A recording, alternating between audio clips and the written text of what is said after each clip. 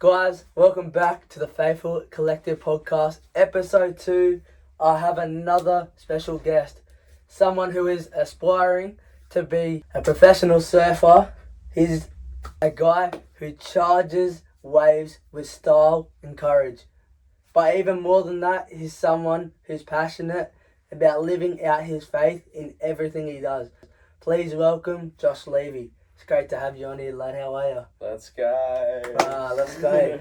Alright, if you weren't doing surfing, what sport do you think you'd do? I reckon I would probably... Well, I've been doing a bit of boxing training lately. Yeah. So, I've kind of been enjoying it. So I reckon I would give boxing a go. Come on. I wouldn't be any good. Yeah. But, I reckon it'd be fun. The bro's going to put down the board and pick up the gloves soon. Let's go, boys.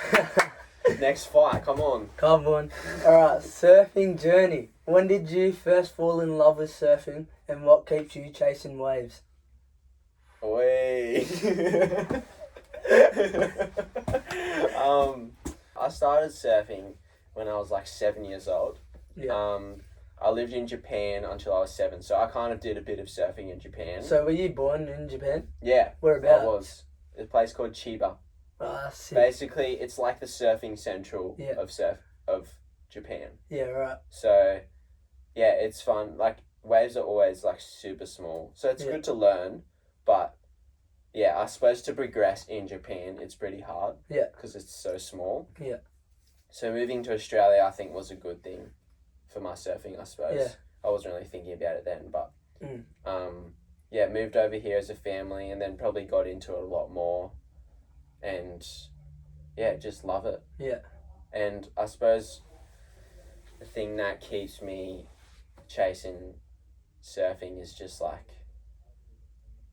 don't know, I just love surfing a lot. And I also like trying to improve. Yeah. And because I suppose at when you get to a certain level, it gets harder to keep getting better. Yeah. You know, so you have to start thinking about, maybe I could do this or I could do that. Yeah. And being real intentful with what you're doing.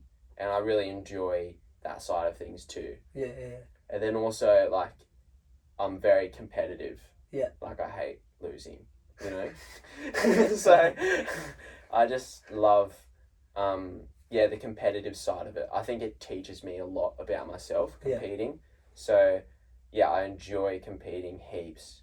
And that's awesome.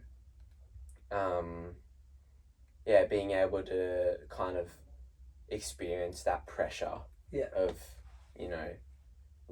having to, you've got to do your best surfing in this next 20 minutes to try and win. Yeah. So I love, that keeps me going for sure. I think competitive surfing and then also just the love of it and just trying to improve on surfing. Yeah. You know? Yeah. To do with that, what's the hardest wave you've ever surfed? And when you're going on that wave, what was going through your head? The hardest wave. Biggest, scariest. I suppose just any sort of slab. Mm. So a slab is basically a wave that breaks on a rock that's really shallow. Yeah. So it just barrels. That just sounds dangerous. Yeah. That just sounds like you're setting yourself up for Wait, what? Yeah, it's pretty sketchy. It's just I think just getting into the wave. Yeah. There's this wave, I suppose, specifically. I can't really say the location because I might get in trouble. Yeah. If I say where it is. But it's this wave and it's super, super shallow and it's in front of a bunch of rocks and stuff. Bro, what? Yeah, so it's think of it there's heaps of rocks sticking up. Yeah. And then it's kind of, you have to paddle out to it and it's just kind of there. And so it's right in front of rocks. Heaps of rocks. Yeah, not my cup of tea. Yeah, nah. No, bro. Who's your favourite surfer that you surf with and why? Surfing with John. Yeah. At Pipeline. Oh. Was pretty sick. So there's 100 people in the lineup, super crowded, and everyone's pretty much shoulder to shoulder. Yeah. You know? And yeah, and to get a wave out there, it just feels almost impossible. Yeah. It's so hard, and it's sketchy to surf as well. So, but I got to see John out there. Yeah. And he's like obviously the top local. He's like a world champ. He lives in Hawaii, to give people like context that don't know surfing. And he would like split the Red Sea. So think of the 100 people, everyone's just sitting there waiting for a wave. Yeah. And then as soon as John paddles for a wave, everyone gives way. It's kind of like a respect thing. Yeah, it's just a massive respect thing, and everyone will just, no one will even go close to him. And he gets to choose every wave, any single wave he wants to get out there. And like seeing that was it was insane, honestly. And he's so good at surfing. Yeah. Like just the level, being able to watch the level that he's on and the way that he surfs, I think that was probably definitely up there with one of my favourite surfers to be able to surf with. I love how like they gave him that honour and respect, Yeah. It's more than surfing, it's like actually this guy knows what he's doing, I'm going to give him that respect. Exactly, like just, there's definitely a sense of respect in the lineup, especially in a lineup like that, because it's so localised. So, a bit like watching that and seeing just like, he's like the king of Pipeline, and no one is going to like get in his way. Yeah, I thought it was pretty sick to watch. So To do with that, for yourself, do you ever see surfing as more than a sport? It's more of like a way of life. Oh, 100%. Yeah, surfing is a huge.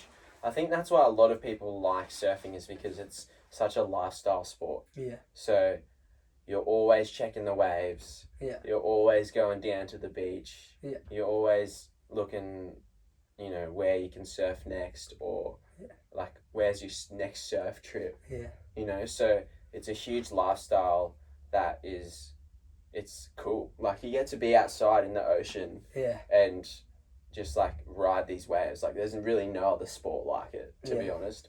And so, I think it's just, it's a massive, how would you say it? Like, lifestyle really. Yeah, it's just like, it becomes a routine into your life. So definitely. Obviously I don't surf, but I feel like that, like space of being in the ocean as a believer of God, will feel so like, like connected to Him. And obviously you're a Christian. Can you like tell us about like a bit of your testimony? Yeah. Well, I've always been like, I was raised in a Christian family. Yeah. And I've always been going to church. And I suppose, when you're, it's pretty just normal, but when you're a kid, you just kind of go because of your parents. Yeah. And you just kind of trot along. Just over time, different moments where obviously you have a real moment with God. And I think for me, there was so many different moments, and there was never one moment where I was like, okay, now I'm a Christian. Yeah. It just all kind of happened over time, Yeah. and obviously God working through me. Yeah. But I think for me, when I look back and think, okay, what is my testimony? I think it's really the low points. I suppose those low points is where you really like call out to God. Yeah. You're like, God, I need you. Or you also say, why God? Yeah. For And those so- those low moments, were they mainly surfing, or what were they? Yeah. Wait, that's good. I think competing. Yeah. Bro, you just like lose so much. Yeah. It's hectic. Like, because I think, there's obviously a lot of chance in surfing. You can't control the waves, and you can't control the ocean. Yeah. And so sometimes it feels like everything's against you. And, I've had times when, and I still do have times where you just lose first round. Yeah.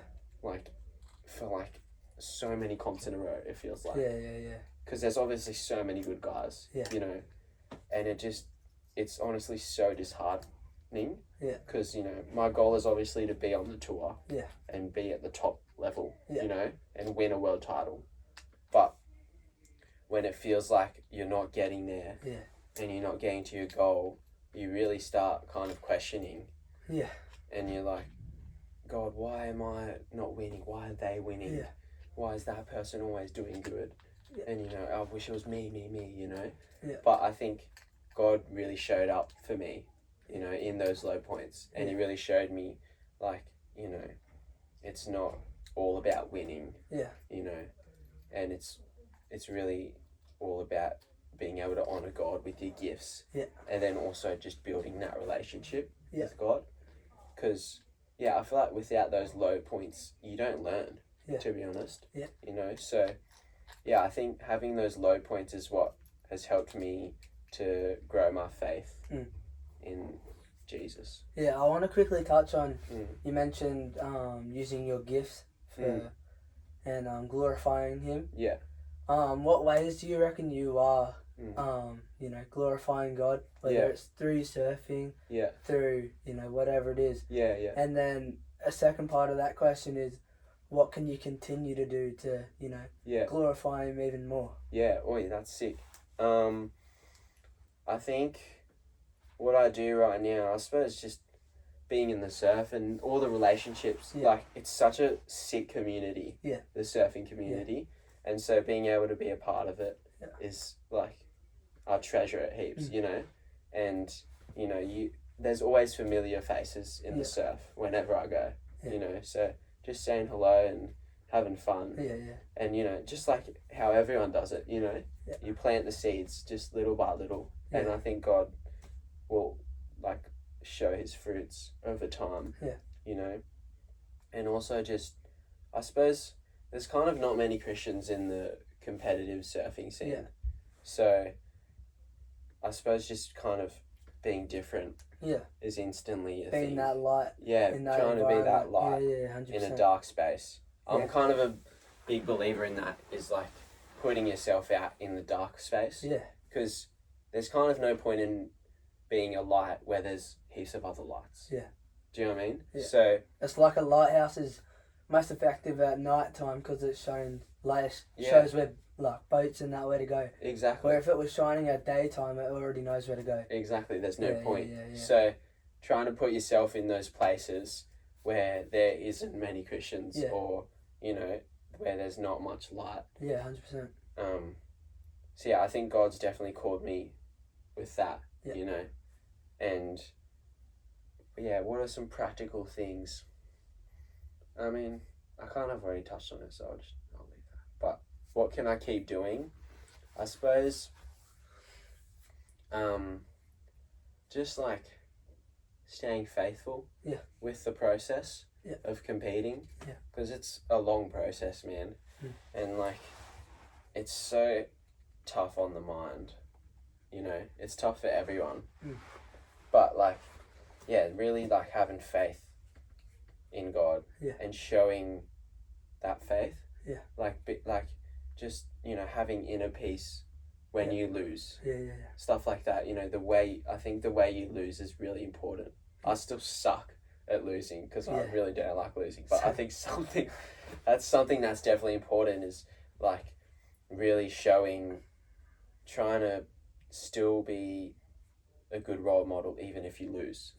You know? Because there's a lot of people that just lose their temper.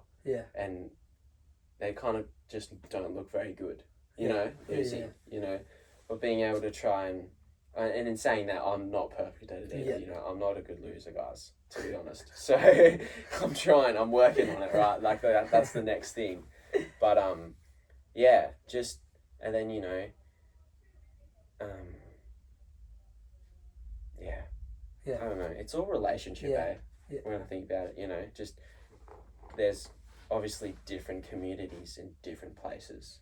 You know, like, you know, there's a community for tennis. Well, there's a community for musical theatre. Well, there's a community for youth. So everyone's in these different communities where they're working on different relationships. So I think that's really it. It's all relationship. There were two things that you mentioned. You know, getting better at losing, like trying to keep yourself maintained, and the community, how there's not too many Christians. When those rough times come, you know, when you lose events and stuff, how do you keep yourself grounded because obviously you want to be that light and you want to be an influence. So how do you keep yourself, calm and light, even when you feel like you're not good enough? Yeah. Man, I feel like just reaching out to God. Yeah. I think that's the best thing, just because because us humans, we just look at a situation and we say whether that's good or bad, or that's success or not success. Yeah. And so I suppose something that I've been really thinking about, we actually had this conversation at a Connect group last night. Yeah. Is what is success? Yeah. Right? So obviously losing in a worldly sense is bad, not success. Yeah. Right? And then winning is good. Yeah. Right? And I think those things are it's still important to have those goals and still want to win, right? But I think knowing that your inner purpose is really God and your relationship with God, and then honoring God with your gifts. Yeah. So say if I come in from a heat and I lose the heat, right? But being able to ask myself, I go, oh, was I able to honor God out there? And did I give it my best? And then also do I feel I could use that to build that loss to build my relationship with God? Yeah. And if those are a yes, then that's the success. Yeah. Right? And that's the good, that's what is good. Yeah. And so, I suppose I've been trying to kind of change my mindset a bit, not just win. Yeah. Actually just looking a step deeper, okay, why does God want me here? Or why did God, because God works all things for the greater good. Yeah. So it's oh, God, I lost this comp, but then looking, okay, God, maybe why did you let me lose that comp? So I suppose it's all really a perspective and being able to change that mindset and reframe your mind into, really understanding what is success. Yeah. Because we all want success. We all want money. Yeah. We all want fame. We all want to win. Yeah. Right? So if you can really try and kind of reframe your mind into thinking, okay, maybe that's not what's going to make me happy. Yeah. The thing that's going to make me happy is being able to, have my faith in God and have a solid grounding in Jesus. Yeah. Then that's the success right there. Yeah, that's good. So, it's a hard thing to reframe, but I suppose, really asking yourself those questions. Yeah. And then, but, there's obviously the normal things you read your Bible and you pray and you try and become more and more aware of God. Yeah. Every day, everywhere you are. Yeah. So, I love I love how, we're all gonna go through stuff, whether you're a Christian, whether you're not. Exactly. But I truly believe, when, you got God in your life, it just makes it, calmer, Yeah, it does. 100%. Yeah, he calms the storms in your life, you know what I mean? And I feel like, whether you're a surfer or not, it's great to have friends and a great community around you. Definitely. Do you have, many great friends that, whether it's faith or surfing, that inspire you? Yeah, I mean, I feel I've been very blessed with all the friends that I have. Yeah. I think, I feel like God's really blessed me with the people that He's surrounded me with. Yeah. Obviously have all my school friends that I was really close with, I'm still friends with. Yeah, that's and awesome. they come to this church and other churches, and I'm still always hanging out with them. Yeah. And then obviously I have heaps of good surfing mates. Yeah.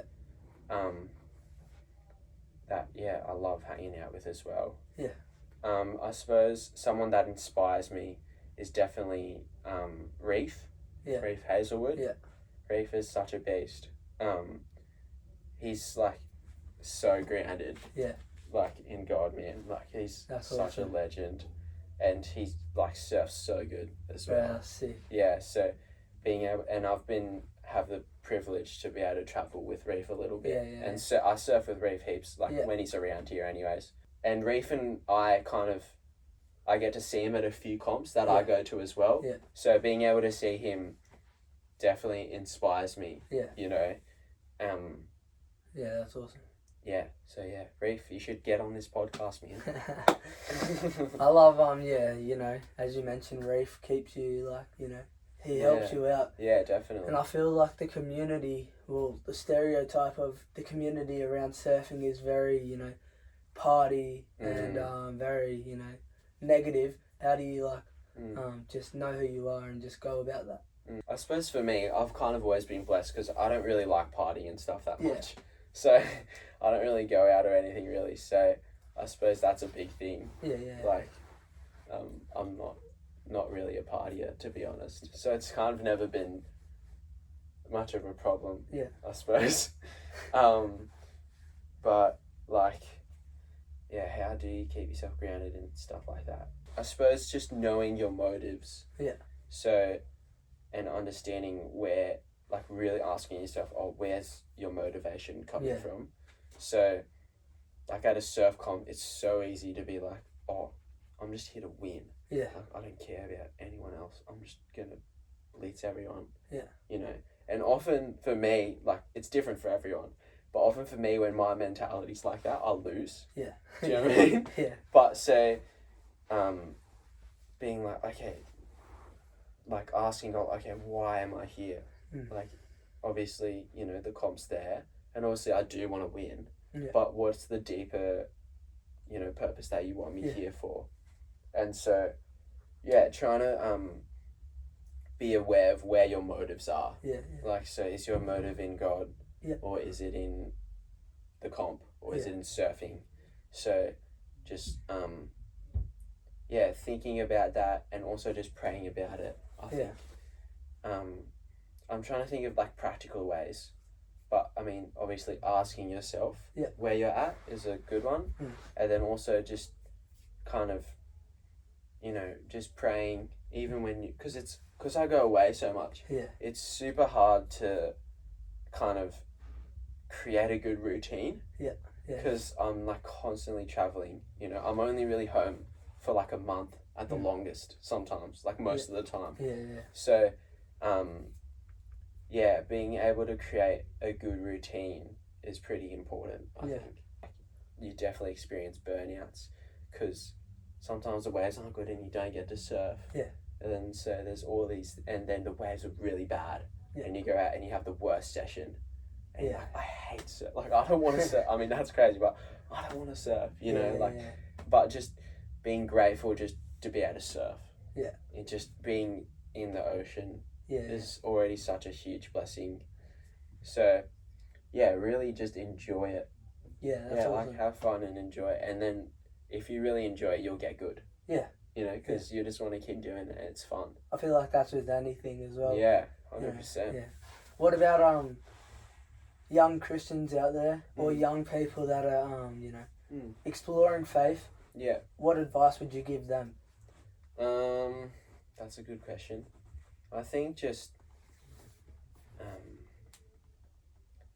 I suppose for me, I already touched on it, but it's like trying to be aware of God's presence. Yeah. Kind of just be like, I'm just living life, you know? Yeah. And not really kind of think deeper. Yeah. Especially for me, like, I'm not a very deep thinker. Yeah.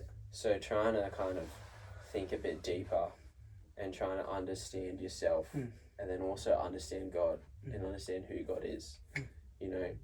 So being able to just, be aware of God and His presence and also just,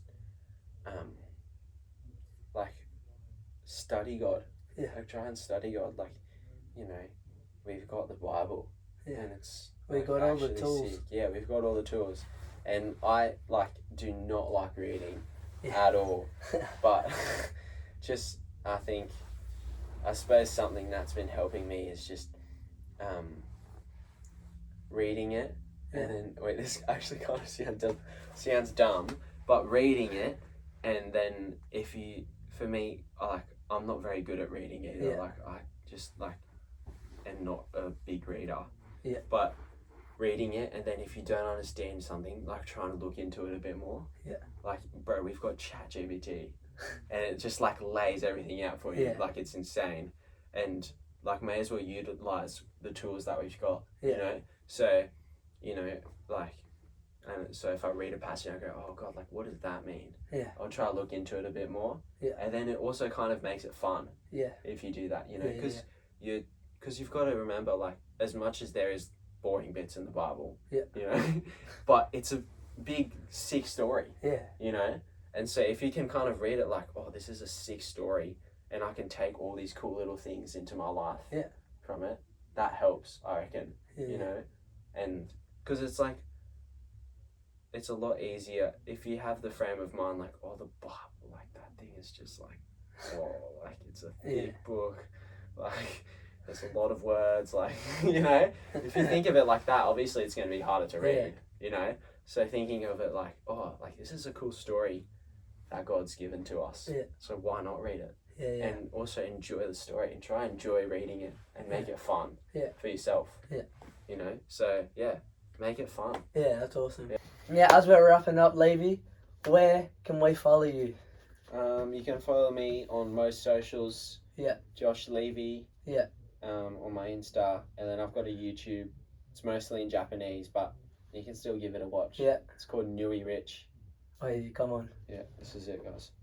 Nui Rich. Anyways, guys, that was it. Thanks for tuning in, and stay blessed. See you guys. Stay blessed. Hashtag blessed, baby.